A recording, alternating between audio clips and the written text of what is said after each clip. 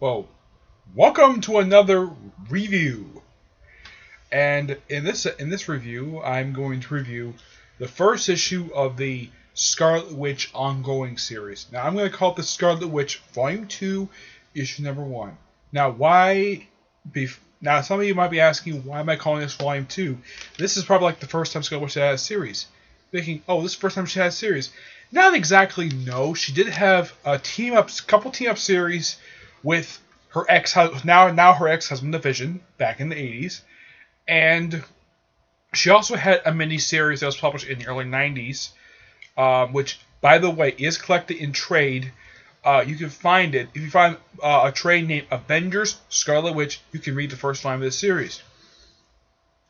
However, this has really not much to do with that one. It's a completely different Scarlet Witch. It's still the same Scarlet Witch, but it's completely unrelated. But it's second volume of the series, and this first issue is done really well. The writing is done by the awesome James Robinson. Now, this is one of two titles he's currently writing right now for Marvel. The other, of course, is Squadron Supreme, which is another really good title.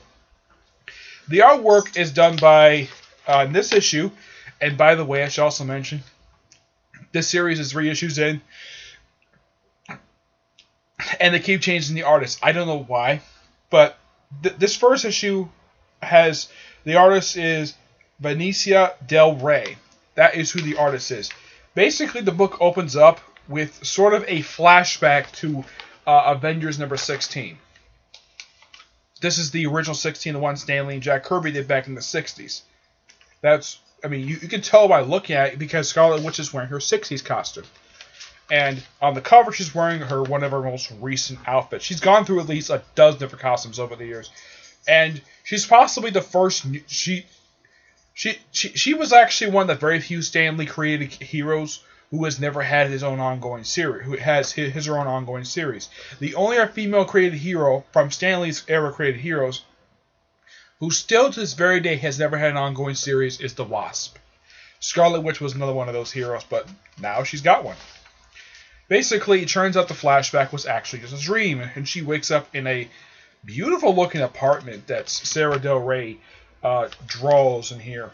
She says she's got some gray. She says she got a little bit of some gray in her hair. Now, from what I can tell how old she is, I would say she's probably in her early to mid-30s. That's my guess. I don't know. Marvel has never outright stated exactly how old she is. If you've seen how her brother's being drawn, like he's in his freaking 50s at times nowadays. But they're twins. But that flashback is the only time he shows up in the series. 3 issues in, and he hasn't shown up in the series. But I can probably expect him to show up in the series. Maybe Magneto, maybe her now no longer half-sister, Polaris, maybe Magneto. Quicksilver can make an appearance. Anybody can show up in the book. And simply put,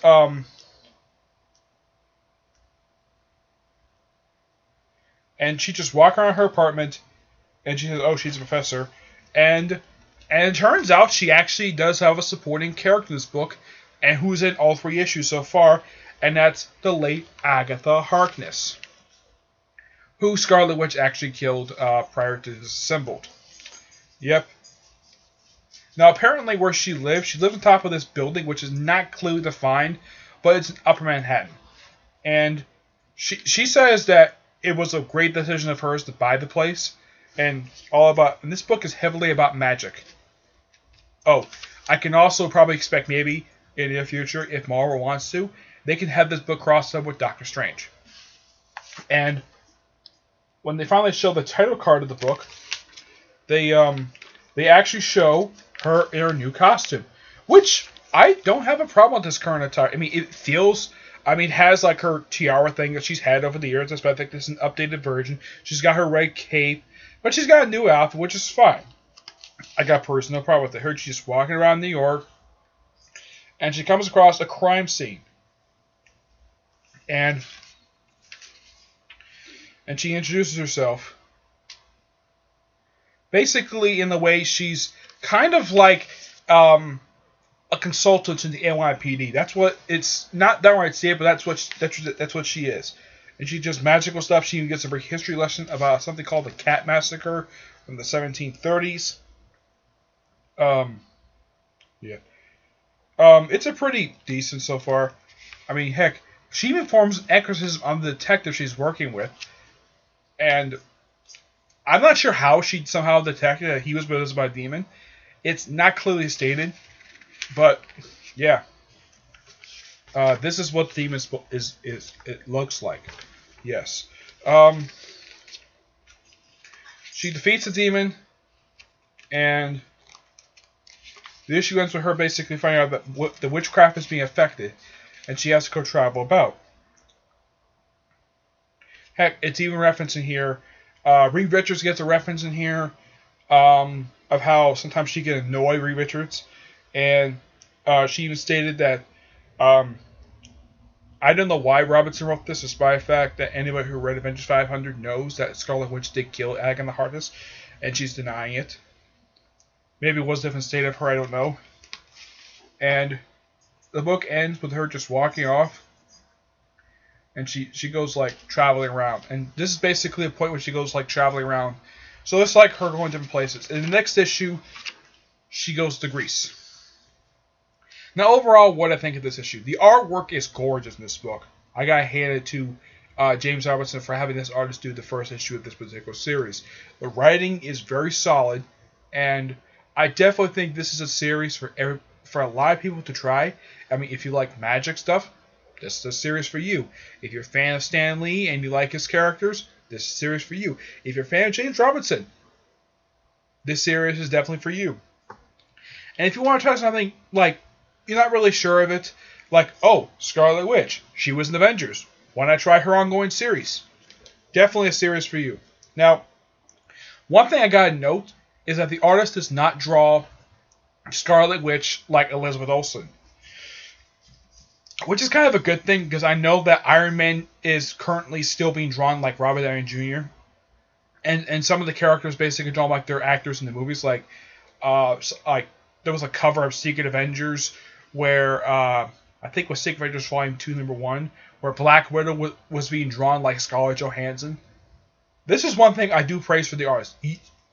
That the artists do not have to draw the characters who currently appear in the 616 universe. That's the regular universe the comics originally from.